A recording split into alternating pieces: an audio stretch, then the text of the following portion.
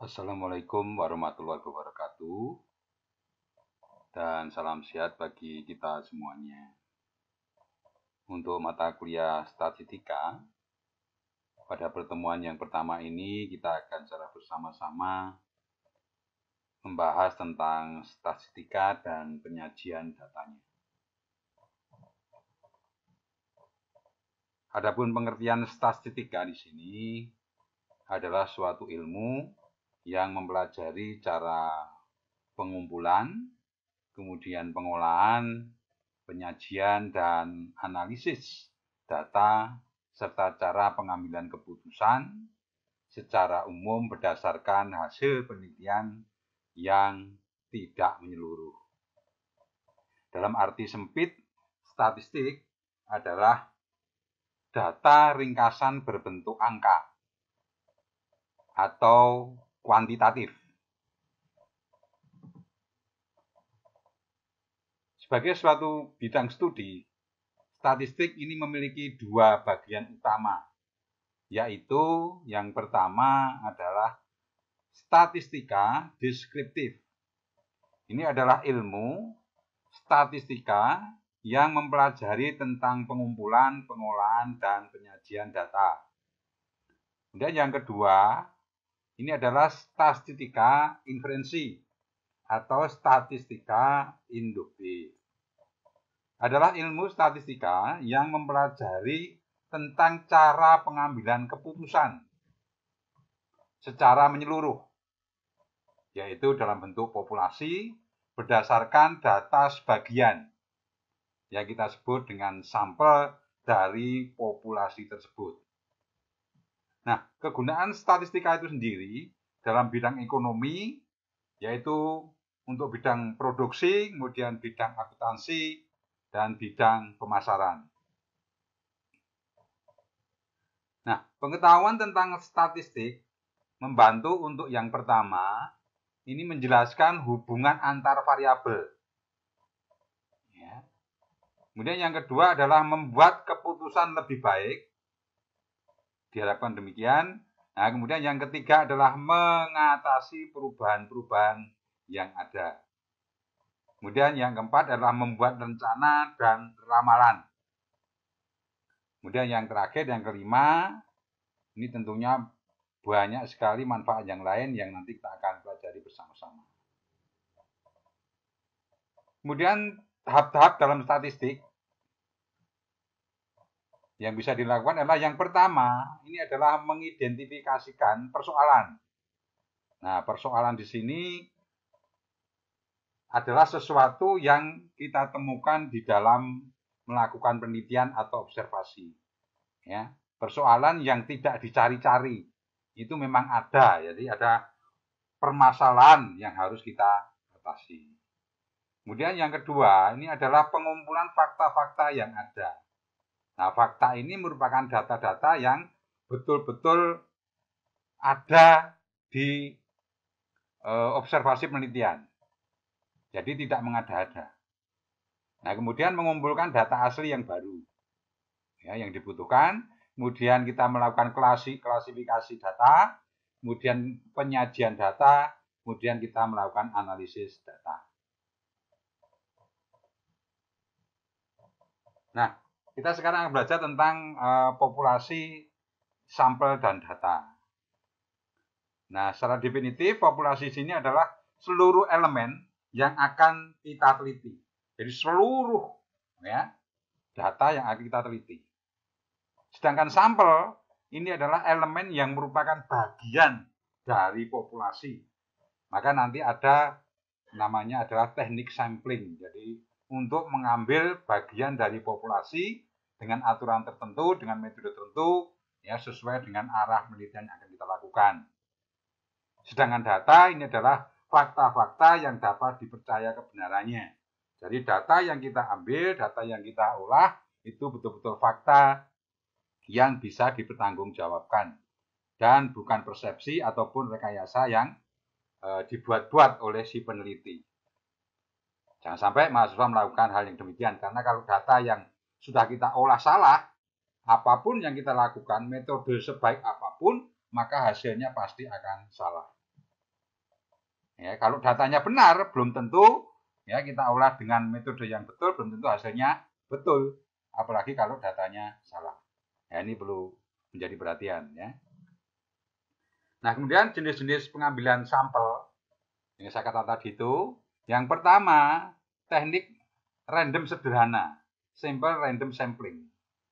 Nah, ini adalah apa? Pengambilan sampel secara acak.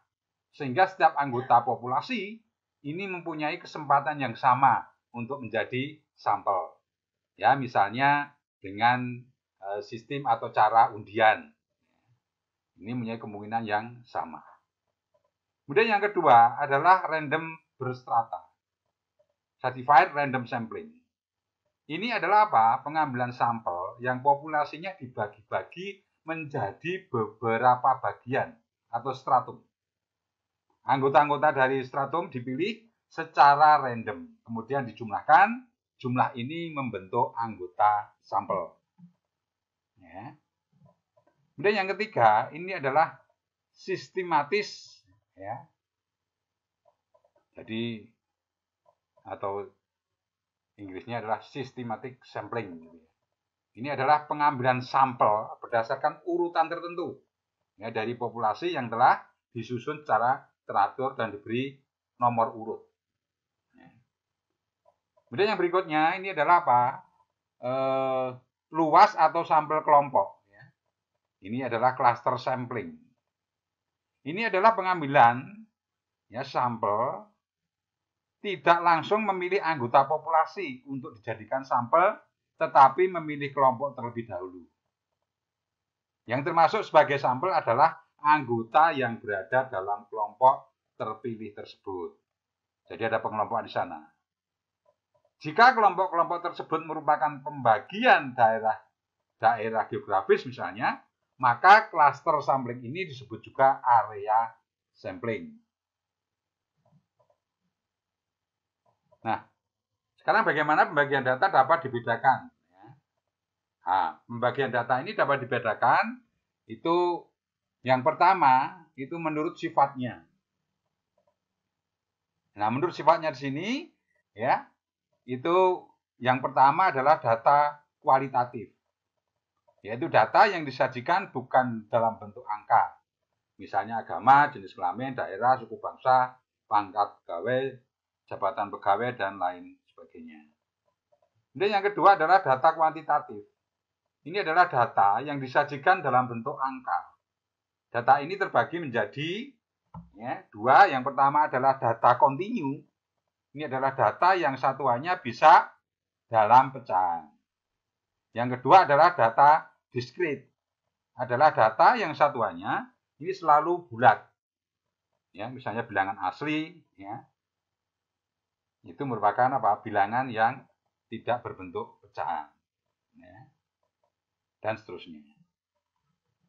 Kemudian yang kedua ini adalah menurut waktunya.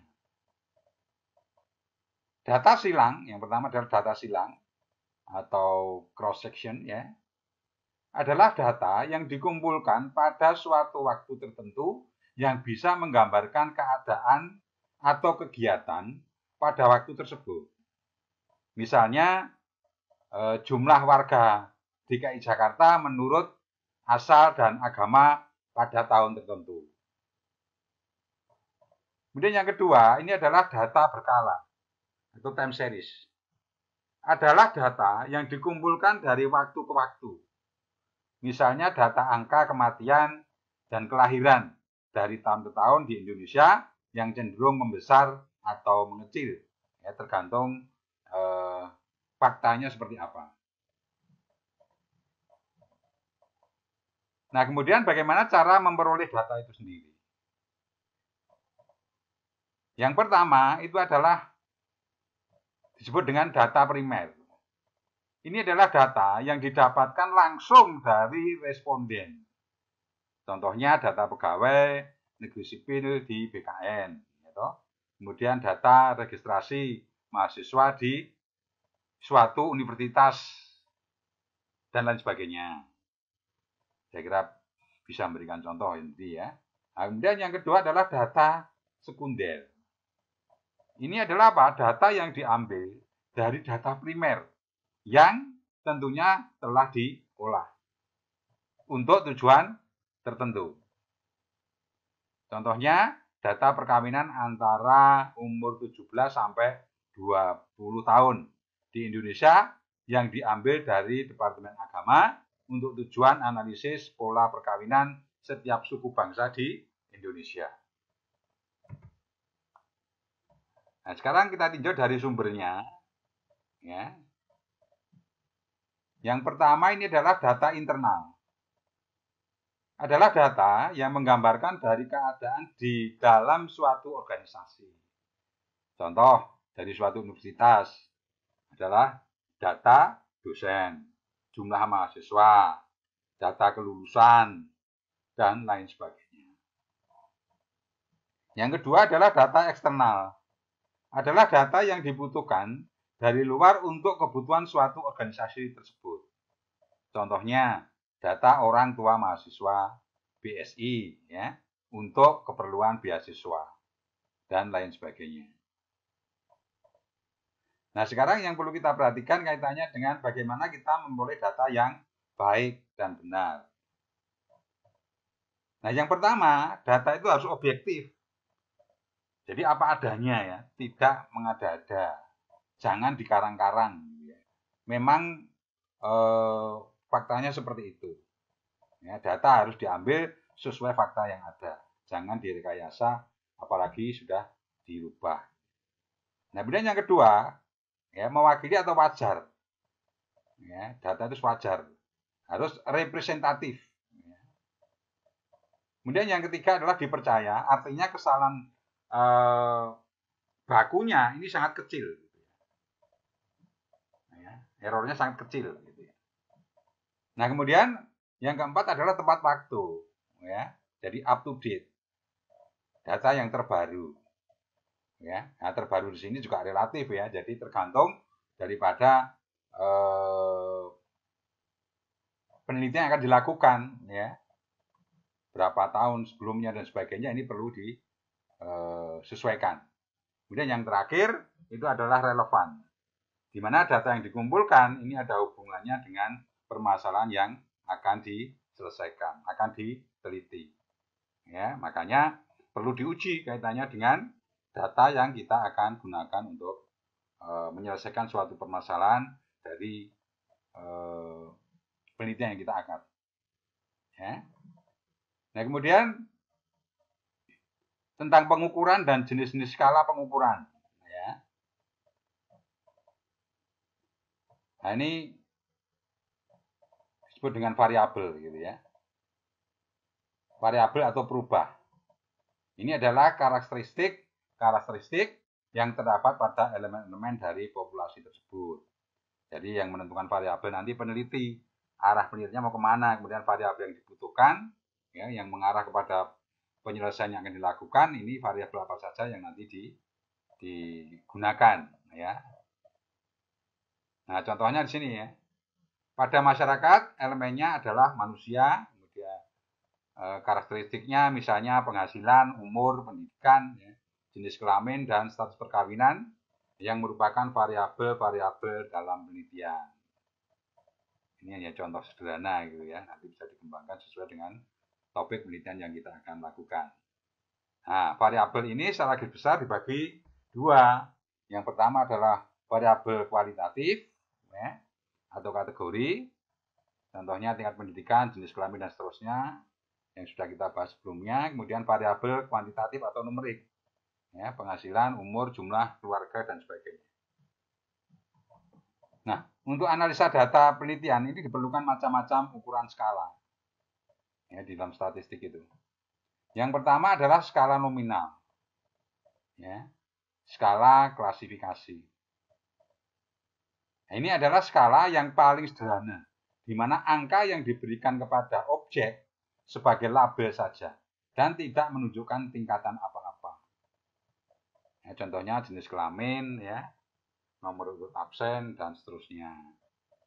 Dan yang kedua, ini adalah skala ordinal. Ini adalah skala yang diberikan kepada objek ya, sebagai label dan menunjukkan tingkatan. Ya. Contohnya adalah tingkat pendidikan dan lain sebagainya. Nanti dicari contohnya sendiri ya. Kemudian yang ketiga adalah skala interval. Adalah suatu pemberian angka kepada set dari objek yang mempunyai sifat-sifat ukuran ordinal dan ditambah satu sifat lain yaitu jarak yang sama. Ya, contohnya data nilai, kemudian berat badan, tinggi badan, dan sebagainya. Ini yang keempat adalah skala rasio. Ini adalah suatu pemberian angka pada set objek yang mempunyai sifat-sifat ukuran ordinal, mempunyai jarak yang sama, dan ditambah satu sifat yaitu nilai absolut dari objek yang diukur. Ya, misalnya suhu badan, dan lain sebagainya. Nanti dicari sendiri ya contohnya.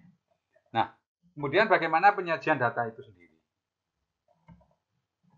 Nah, penyajian data ini merupakan cara yang digunakan untuk meringkas, menata, mengatur, atau mengorganisir data sehingga data mudah untuk dimengerti oleh pihak-pihak yang berkepentingan dengan data tersebut. Dan secara umum ada dua cara untuk menyajikan data, yaitu dengan tabel dan grafik. Kedua cara ini saling berkaitan karena pada dasarnya sebelum dibuat grafik terlebih dahulu harus dibuat tabelnya. Nah, dari dua cara ini, penyajian data dengan grafik merupakan penyajian data yang lebih komunikatif karena dalam waktu yang singkat, seseorang akan dapat dengan mudah memperoleh gambaran dan kesimpulan suatu keadaan objek penelitian.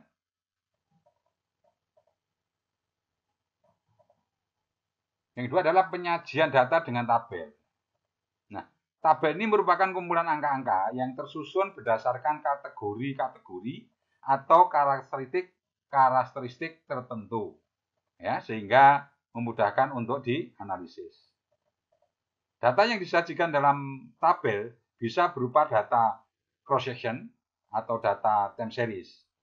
Nah, secara umum penyusunan tabel memerlukan identitas judul tabel, kemudian judul baris, judul kolom, badan tabel, catatan, dan sumber data. Nah, penyajian data dengan tabel bisa berbentuk tabel satu arah, dua arah, bahkan tiga arah. Nah, untuk tabel satu arah adalah tabel yang hanya terdiri dari satu karakteristik atau kategori. Ya, misalnya jumlah penjualan menurut jenis barang, jumlah pengangguran menurut daerah, kemudian jumlah modal asing menurut sektor ekonomi, dan lain sebagainya. Ini contohnya ya, dibaca di sini. Ini misalnya contoh yang pertama, data target penjualan SPG ya, ataupun SPM di Surabaya tahun sekian. Ya. Nah, ini tabelnya seperti ini, sederhana sekali. Ini ya, jenis outletnya, namanya, kemudian ini adalah jumlahnya. Nah, contoh yang kedua, sini jumlah pengangguran pada 5 kota besar di Provinsi Jawa Barat. Ya, misalnya Bogor sampai Karawang, ini penganggurannya bisa dibaca di situ, kemudian jumlahnya juga bisa diketahui. Nah, yang tabel dua arah, tabel yang terdiri dari dua karakteristik atau dua kategori. Nah, misalnya jumlah penjualan menurut jenis barang dan daerah penjualan, itu ada dua kategori. Kemudian jumlah penanaman modal asing menurut sektor ekonomi dan lokasi investasi. Ya, kemudian jumlah import menurut jenis barang dan negara. Ini contohnya ya, tabelnya ini. Ya. Presentasi rumah tangga yang memiliki telepon dan telepon seluler, ini ya. Telepon dan telepon seluler ini. DKI Jakarta sampai Jawa Tengah. Ya, untuk teleponnya sekian, kemudian untuk telepon selulernya sekian, bisa dibaca. Yang tiga arah, ya tinggal nambah satu saja di situ. Ya, contohnya misalnya apa? Jumlah investasi menurut jenis usaha, negara asal, dan lokasi investasi. Kemudian jumlah produksi menurut jam kerja, jenis mesin, dan kualitas barang. Nah, ini contoh tabelnya. Nah, nanti dipelajari sendiri ya. Nah, nanti untuk kaitannya dengan pemahaman yang sudah diberikan tadi itu, ini ada tugas ya. Nah, tentukan jenis tampilan tabel yang digunakan untuk ya 1, 2, dan 3. Nah, tolong dikerjakan, kemudian jawabannya dalam bentuk file PDF. Nah, nanti ini bisa diupload di MyBase ya. Ini wajib diupload di MyBase.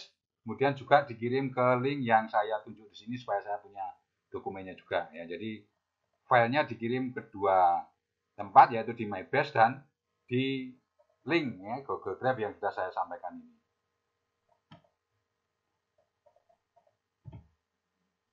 Nah, kemudian untuk penyajian data dengan grafik ya. Nah, nanti dibaca sendiri secara teori, kemudian dalam bentuk grafis seperti ini ya. Kalau ini dalam bentuk garis ya. Ini perkembangan harga saham Indosat selama 9 hari perdagangan ya. Tahun sekian. Nah, ini dalam bentuk garis ya. Ini yang kedua ya. Perkembangan price earning ratio gitu. Ini rasio penghasilan harga ini ya, saham telekomunikasi ya. Ini Indosat sama Telkom. Nah, bisa dibaca di situ. Nah, grafik batang ya atau bolok ini ya. Ini hanya penyajiannya aja. Nanti dalam Anda bisa ngerjakan dalam Excel, kemudian juga dalam SPSS ya. Nah, nanti bisa langsung dipilih ya mengenai grafik yang diinginkan ya. Bisa lingkaran juga di sini ya. Saya kira tidak harus susah, mungkin di SMK atau SMA dulu sudah pernah, atau mungkin perkuliahan yang lain sudah mendapatkan tentang hal ini. Nah, ini piktogram, ini biasanya mewakili kaitannya dengan simbol tertentu ya, misalnya kaitannya dengan gambar sepeda motor atau mobil dan sebagainya ini ya. Ini biasanya ciri-ciri khusus gitu ya. Misalnya menentukan jumlah sepeda motor, penjualan sepeda motor dan sebagainya. Mobil gitu ya, tergantung nanti simbol yang diinginkan ya. Baik, saya kira demikian untuk materi statistika dan penyajian datanya. Tolong nanti diperdalam lagi karena dalam setiap pertemuan itu selalu ada soal yang harus dikerjakan kaitannya dengan pemahaman Anda tentang materi yang sudah diberikan. Itu nanti dalam bentuk multiple choice. Nah, itu nanti hanya saya buatkan sekitar ya 10 soal ya, dimana nanti dalam jangka waktu tertentu Anda harus mengerjakan mulai jam berapa sampai jam berapa. Maka nanti kalau Anda melebihi itu akan otomatis akan tertutup ya. Maka mohon diperhatikan. Nah, kemudian juga untuk tugas yang tadi itu, yang 3 nomor tadi itu mohon dikerjakan dengan baik. Itu biasanya waktunya saya beri agak lama ya, 1 hari sebelum muka sebelumnya. Nanti tolong dikirim ke MyBase dan juga link Google Drive yang sudah saya berikan. Baiklah, saya kira cukup sekian. Ada kurang lebihnya saya mohon maaf. Wassalamualaikum warahmatullahi wabarakatuh.